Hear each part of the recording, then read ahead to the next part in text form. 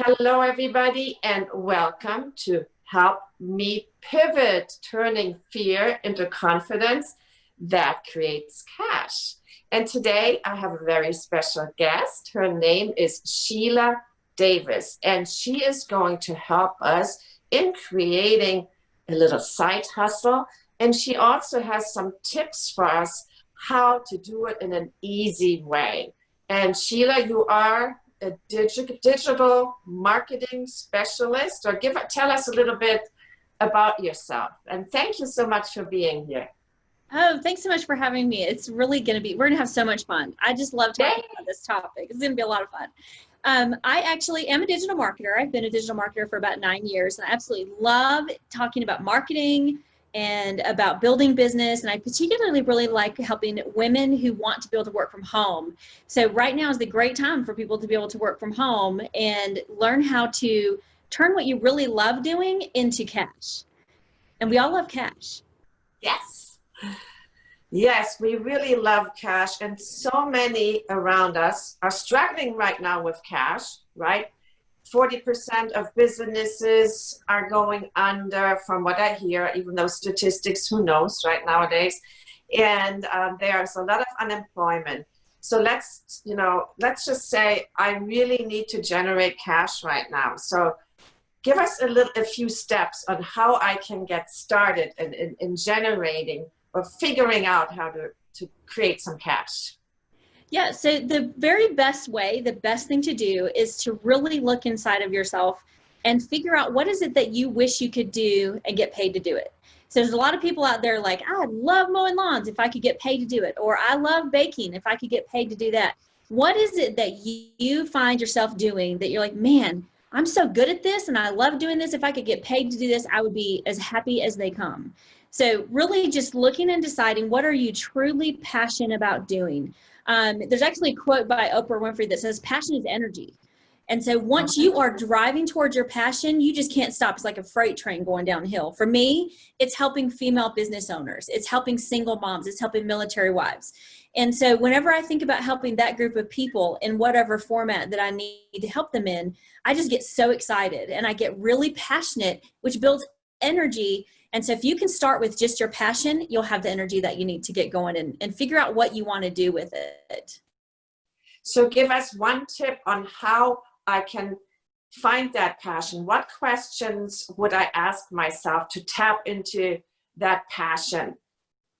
Right. So whatever it is, like I said, whatever it is that you find yourself thinking, if I could get paid to do Okay, this. got it.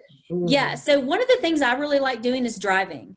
And so like my car is 5 years old. It has almost 300,000 miles on it. And I work from home. So I really like driving. And so I thought, man, it'd be really fun to be an Uber driver, right? So kind of looking at yourself and saying, what is it that you really like doing? What is it that you find yourself thinking about when you're doing other things? Like, I really like hiking. How can I get paid to go hiking? You can do that. There's a million things that you can do. And actually on my website, I have a list of like 100 things that you can do to get paid for. So if you're thinking to yourself, I'm really passionate about hiking. How do I make money hiking? Well, I love hiking. I don't know where to go.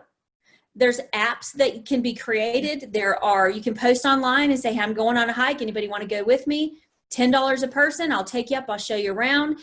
All the different things that you do, there's somebody else who doesn't know how to do what you like doing. There's somebody else who wants to learn how to do it with you, or pay you to do it for them. And so no matter what you're passionate about, I guarantee you can find a way to make money from it.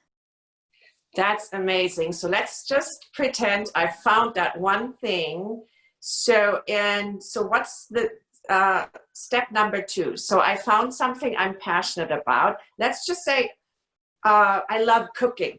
I'm really passionate about cooking. So what would be my step number 2? Okay, so step number 2 is the best part because you get to just do what you love doing. So I have a couple friends who do this. So Melanie, she loves decorating cakes. So she decorates cakes. She takes pictures of herself decorating cakes. She takes video. She posts it online. And she says, I love making cakes. Does anybody need a cake? So that gets you testing it out, right? So you need to make sure that what you want to do is going to work. How much are people going to pay for it? How interested are they in doing it? And how are you going to get their ear to listen to you? So one little tip about selling is selling is not about being a car salesman or a real estate agent going, hey, do you want this? Do you want this? You know, it's about saying, hey, this is really cool. I love doing this. What do y'all think? And so you post about it. You talk about it. You've seen those little videos where people decorate cookies and things like that. Yes. Cookies are like $50 a piece. I mean, they're not cheap, those cookies. Wow. But people love watching the videos, and so they get shared and they get talked about. And so if you're doing what you're passionate about and you're showing people what it is, you'll know if they're interested. So step number 2 is to test it out. Find out how many people are interested, what they like learning about it. Do they want to have you do it for them, teach them to do it, or just show them how to do it, right? So there's a lot of different things that you can do to make money. You can learn by teaching or by doing or by selling what you've done. And so test it out by posting on social media. Everybody and their dog's on social media right now. Nobody has anything else to do, right? So they're all on social media. Go on whichever platform you like the best and post about it. Find out if people are interested in it. And then start kind of putting out feelers and say, so like my friend Melanie, she made Valentine's cookies, and she made plates and trays, I mean, of Valentine's cookies. And she's like, who wants Valentine's cookies? She sold out in like 2 hours of all the Valentine's cookies. So all she did was do video, took some pictures, posted up there and said, hey, does anybody want cookies? How much would you pay for it? You know, and so then you're going to find that sweet spot where you're looking at payment. You know, when you're testing it out, you're going to find out you don't want to charge too much. You don't want to charge too little. So you got to figure out what your cost is going to be. How much does it cost to make each cookie, and include your time in that. And then go out there and test it out and say, hey, is anybody willing to buy that? So my friend Pam makes cinnamon rolls. She makes a pan of cinnamon rolls. I believe there's like maybe 12 cinnamon rolls in a pan. And she posts that and she sells those for whatever she feels. You know, I don't want to quote people's prices on a video, so I'm not going to tell you any pricing. You need to determine that for yourself according to your local area. But out here, I know I paid for a pan of cinnamon rolls, and she'll be like, tomorrow I'm making cinnamon rolls. Here's how I made them last week. Here's some girls I brought over and I taught them how to make it. She had a little class in her house, and she taught them how to make. This was a while ago before COVID, right? She had kids in her house that taught them how to make the cinnamon rolls, and then they sold the cinnamon rolls and they raised money for whatever it is the girls were raising money for. And now she says, tomorrow I'm making cinnamon rolls. Who wants some? She knows how much she needs to buy to make the cinnamon rolls, how much time it's going to take her, when she's going to deliver it, who she's going to deliver it to, just by saying I'm making cinnamon rolls, because she just made posts about cinnamon rolls. So just go out and test it. Find out if people are interested in it. And then also find the platform or the way that you're comfortable with, right, in marketing, because not everybody loves Facebook Lives, right? So not everybody loves shooting videos. And I just shared with you almost every day last week, I had some kind of a technical thing that went wrong, right? So how can I find, first of all, the perfect way of promoting? And then how can you give us some advice on helping us out with all those little technical things that are happening as we're starting that business at home? Right? Where a lot of us are at home. So how do we get, so tell us a little bit about how to deal with all these little things that can go wrong and how to pick that perfect platform that we are comfortable with. Right. So the first thing with the platform that you're comfortable with is going to be 2 things you have to consider. The first thing, this is what happens, right? This is reality, and that's okay. Like I said, if it can happen on BBC, it can happen on my show when I talk about my podcast, right? Because if you remember on BBC, this guy's talking about North Korea, and here comes his little kids in the background, and his wife comes in, and there's like all this ruckus going on, and it's on BBC, and they're talking about North Korea. So first off, as far as the platform is concerned, don't worry about it being perfect. It does not have to be perfect. My videos are never perfect. Sometimes I ramble on and nobody listens. And sometimes I've got something really powerful to say and people do listen. So don't worry about it being perfect. And don't worry about what platform. You want to make sure that you're on a platform that you are comfortable with.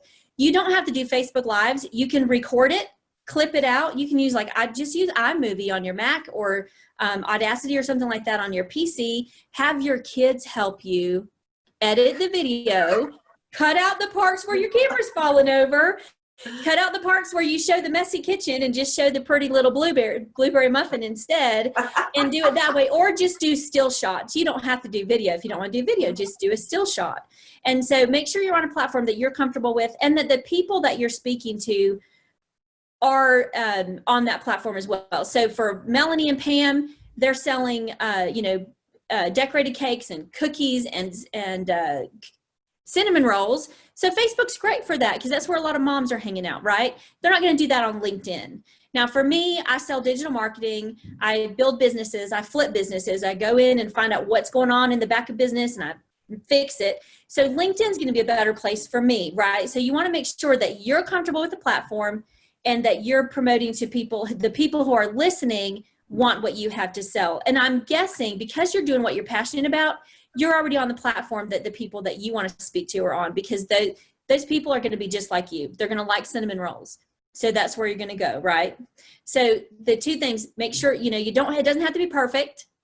You can edit it and find a platform that you like doing, that you don't mind doing, and that the people who are listening are going to be on as well. So yeah, that's really good. So how I know that you can help people also with their businesses, right, to make it easier. Right now I have my daughter actually posting for me in various places, because it takes me forever to post for on every platform, like Instagram. I have like a couple of Instagram accounts, and Facebook, a couple of Facebook accounts. So it's really good to have support. So tell us about the tools that you offer that can make life easier for me, because I read that about you.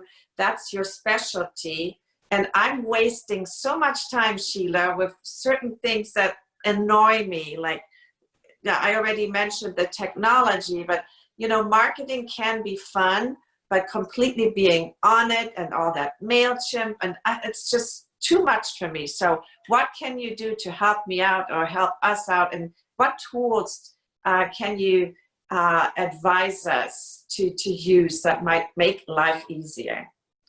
Well, when you want to make life easier, there's two things you need to remember. Number one, if it tires you out, hire it out. Let somebody else do that expert stuff, right? So a couple things. If you are just turning a hobby into cash just because you want to fund your hobby, you really love making cinnamon rolls, there's nobody at home to eat them, you don't have the money to buy all the stuff, that's one type of business, right? That's just making some money to fund your hobby.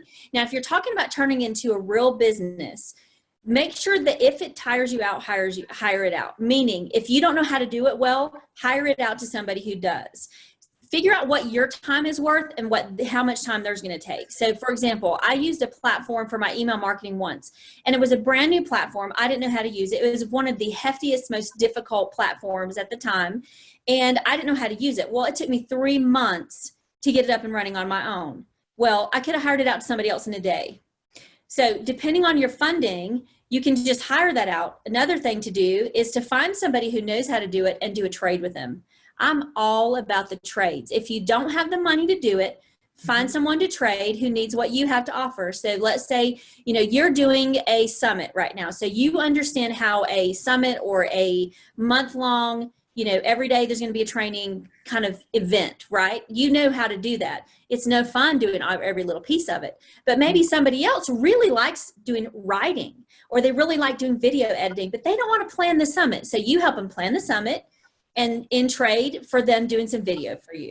So if you don't have the money, find somebody to do a trade with. If you don't have the money, also kind of look at doing an internship. So I know how to do all the bits of the back end of business, right? My podcast, The Messy Back End, talks about specifically the back end of business, right? So, and most businesses fail in that back end, and it's because we spend a lot of time doing things that we're not good at.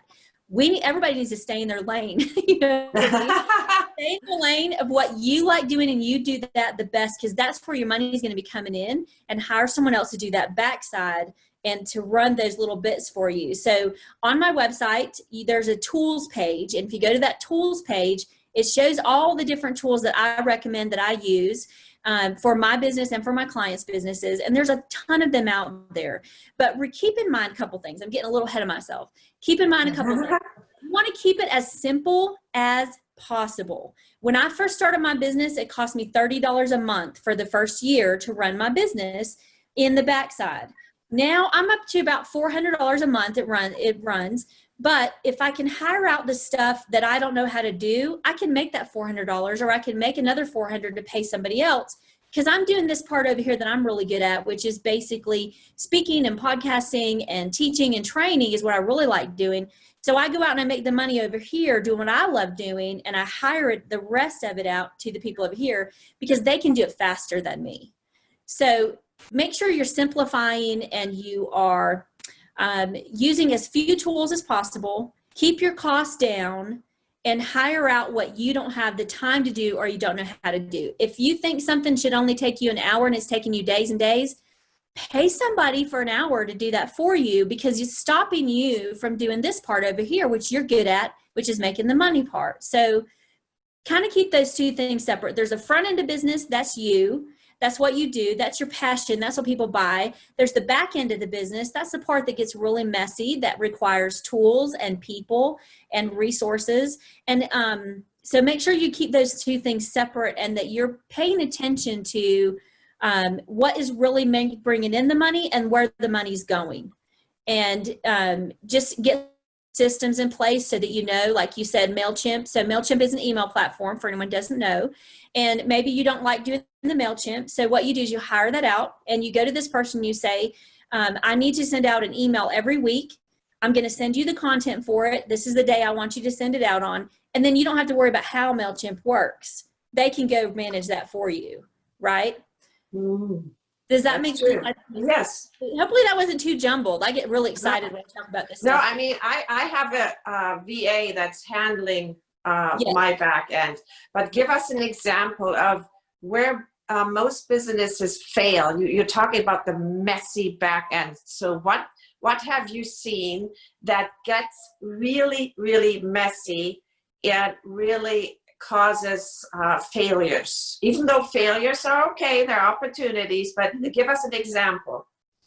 So what I find, the number one thing I find about businesses that fail is that they haven't put in systems in place. So if you've ever read the book called E-Myth, Michael Gerber wrote this book called E-Myth, or E-Myth Revisited. I believe it was redone recently. One of the top business books being sold. It basically tells you, how does McDonald's do everything so smoothly, right? You can go in here in Utah, or you can go there in California and get the same hamburger, right? And everything's going to be the same, except the pricing.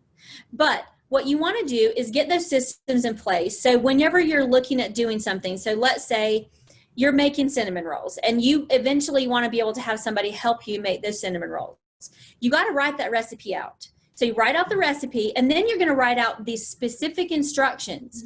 And you're not just going to say 2 cups of flour. You're going to say, the flour is over there. This is the measuring cup I want you to use. This is the bowl I want you to put it in, and write down every single step. And that means, like, let's say you're doing a blog post. You want to say, who's going to do the editing? Who's going to get the graphics? Where are the graphics going to come from? How many sizes do we need to post it when we put it on social media? Who's going to post it? How often are we going to post? Every single step, you need to write all of those down. And the reason you're going to do that, and you're going to be thinking to yourself, I don't need to write that down. They're going to understand that. Well, they may not. Like you said, you have a VA helping you. A VA is a virtual assistant. And virtual assistants, they don't know everything. And they know how to do maybe blog posts, but maybe they don't know how to do it the way you like it done. So make sure that you're writing all of those processes out. If you read E-Myth, it'll tell you, write out every single step, and you're going to create an operations manual. And those operations manuals are going to include your SOPs, your systems. I forgot SOP stands for. How awesome is that? SOP, standard operating. Right, your systems operating process. So you're going to write out every single thing, and if you have it digitally, like on a Google Drive or something like that, all of your team members can get it and they can click on it. What I do is I do a video of all the steps of what I like done, and then I send that video to my virtual assistant. she types out all the steps and puts it in writing. So then they have a video and they have the written version. So some people learn differently, right? So making sure that all of that is written out and clearly specified is going to be the best way to save your business. Then you can hire out a lot easier. So I could hire you to do something for me that you've never done before. I could send you to my operations manual and say, this is where you need to go. I don't have to talk to you again. You'll know everything you need to do. And so if you have that in place, your back end will be cleaned up. You know, it's I don't know if you realize that, Sheila, but you're speaking my language now, because that's actually my career has been in auditing and helping companies with their business systems, their quality systems. So I look at quality manuals all the time. I look at SOPs, and I agree, it's critical for companies to have defined processes and procedures, so they don't just have to wing everything, right? And somebody else can step in and follow a certain process. So that's extremely helpful for a business to have a manual and have some supporting documented systems in place. So now you're speaking my language, and I'm so happy that you're bringing that up, because you're the first speaker that actually brings up how helpful it is for a company to have a formal system in place. So that is really good. So I assume that your company has some awesome tools, right, on supporting those systems, because you're helping with that messy back end, right? Right. Yeah. So I actually talked to the company last week. It's a multi-million-dollar company. And I was talking to the gentleman and he's like, we can't figure out what's going wrong. And so I signed up and I said, here's what's going wrong. I'm getting 5 emails from different departments, all asking the same thing. And I'm getting these emails over here that are telling me to do something that I'm not quite ready to do yet, because I'm just brand new to the system. Right. So I said, the first thing you all need to do is have one CRM, customer relations management process, so that every department knows what's happening with that person. So I met with 3 different people and I had to tell 3 different people exactly the same thing in the same week. So their back end, their system for onboarding clients was all off. And I said, do you have a knowledge base? Do you have an operations? Do you have the process for onboarding? And he's like, we don't. And I said, how did you become a multi-million-dollar company without having a process for onboarding clients?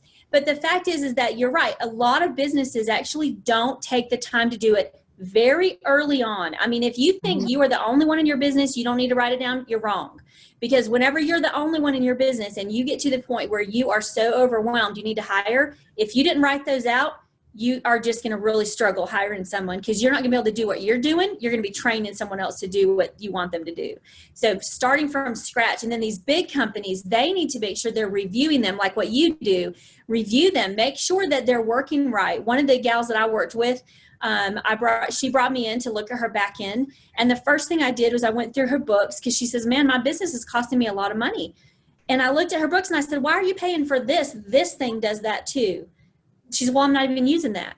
At the end of the day, we ended up saving her $1,200 a month in her business, looking at where her processes were happening and what tools she was using, which tools that she was not using to their full extent. And so then we just reduced everything down. We saved her $1,200 a month, about 80 hours a week with people she was hiring out. So I don't know how much she was paying for that, but you got to have that back end all cleaned up. Now, let me just give you another little tip. The back end's never going to be perfect. The day I started my podcast, The Messy Back End of Entrepreneurship, Facebook and Instagram went down. Do you remember that in March? Yes, I remember. I was recording that day, and so my co-host and I were like, look, y'all, don't be ashamed of your messy back end, because everybody's got it. Facebook and Instagram are shut down right now. So it's going to happen. So you need to have somebody looking at that like you do from the outside. That makes a really big difference as well. If you have somebody look at it from the outside, then they don't miss things that you've missed, but you've got to make sure that those processes are written out. Standard operating procedures, by the way, SOP. My brain wasn't working. So we also, just to slightly change the topic, a lot of us need to pivot right now, right? Yeah. So we might already have a business in place and it needs to change. So what advice would you have for, and it's obviously a complex topic, but give us one piece as to that might help us to pivot. Right.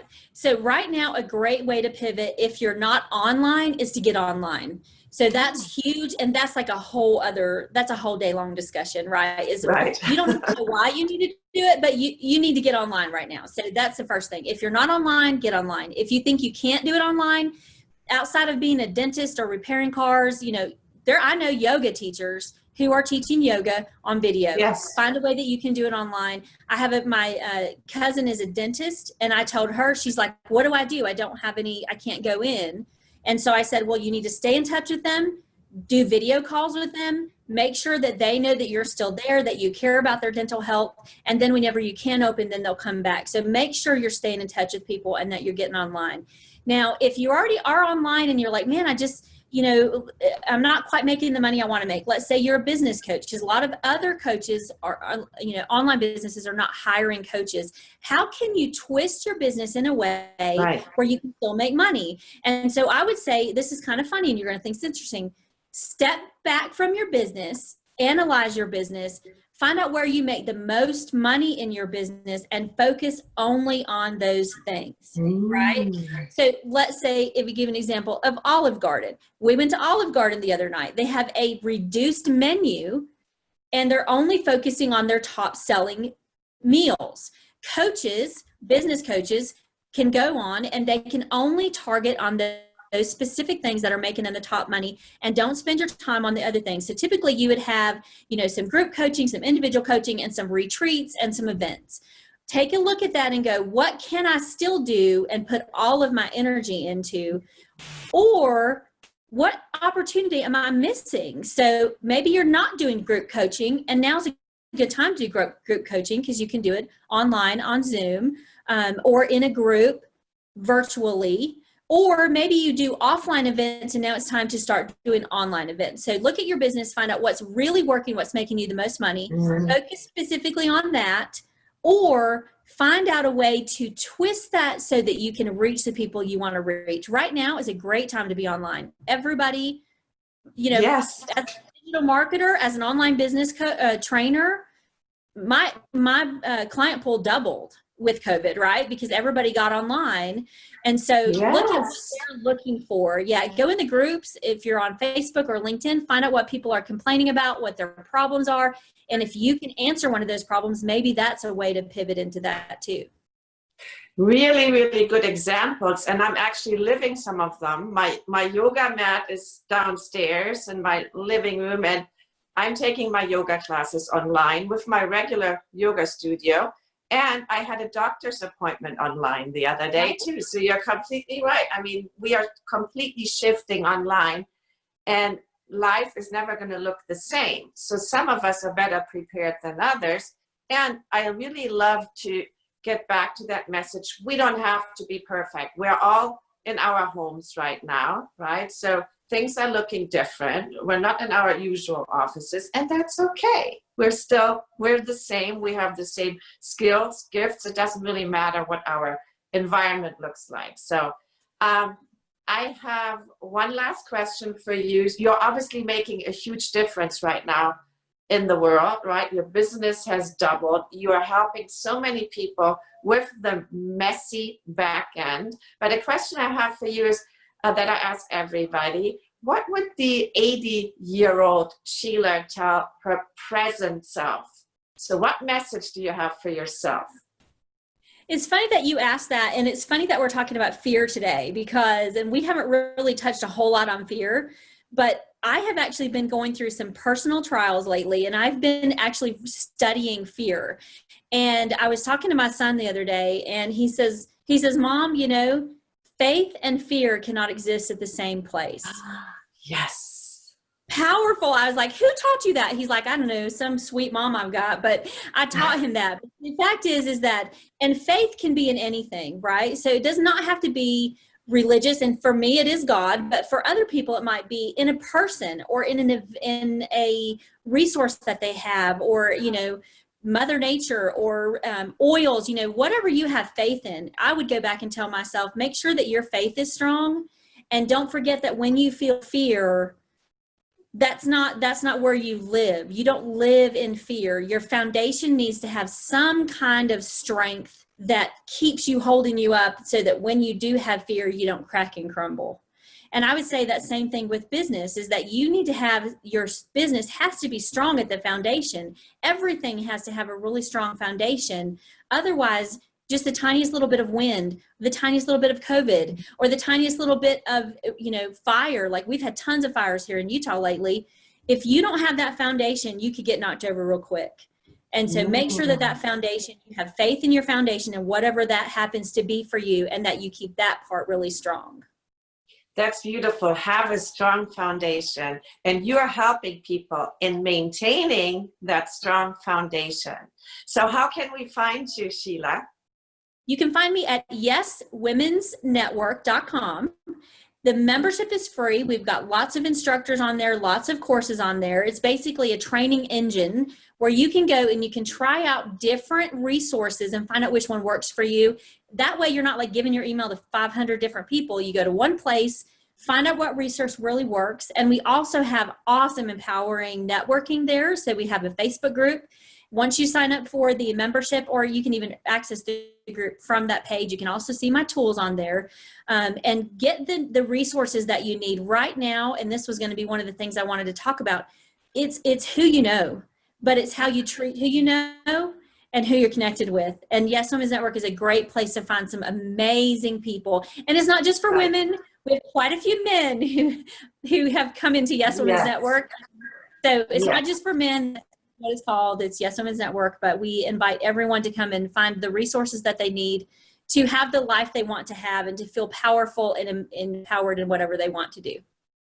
That's beautiful, because we are only one connection away, right, from changing our life. I love that. So thank you, Sheila. Thank you so much for being on our show. And I'm looking forward to checking out your site and all of that training material. So thanks for taking care of my messy back end. Thank you.